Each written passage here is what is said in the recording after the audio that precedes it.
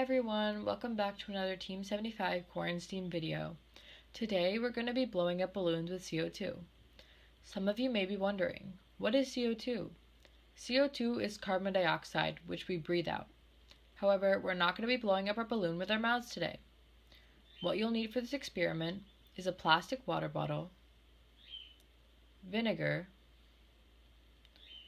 baking soda, a plastic funnel, and a balloon. Step 1. Stretch the balloon to make sure that it's easy to inflate. Step 2. Place a 1/4 cup of vinegar inside of the plastic bottle via the funnel.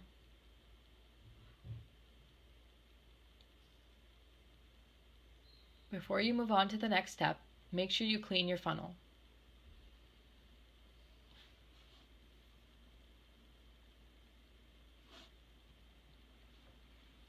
Step 3. Place 1/2 teaspoon of baking soda inside of the balloon using the funnel.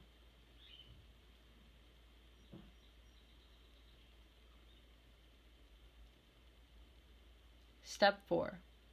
Attach the balloon to the mouth of the bottle, making sure that it is hanging off the side of the bottle. This might take a few tries.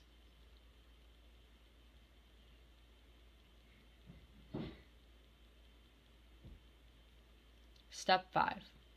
Quickly raise the balloon over the bottle and shake the baking soda down into the bottle. Watch as your balloon inflates.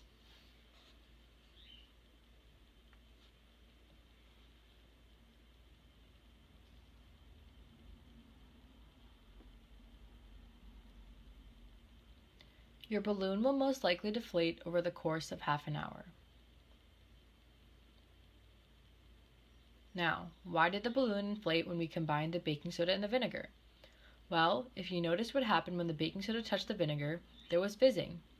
This fizzing shows us the creation of a gas and tells us that a reaction took place. This kind of mixture is known as a chemical reaction. A chemical reaction is when we have some reactants, which in this case is our baking soda and vinegar, that combine to form a brand new product, which in this case was our gas along with some water. The gas that was created in this situation is CO2, carbon dioxide. There was so much carbon dioxide created when the baking soda and the vinegar combined that the balloon was able to be inflated. I hope you guys learned something new today. See you in the next video.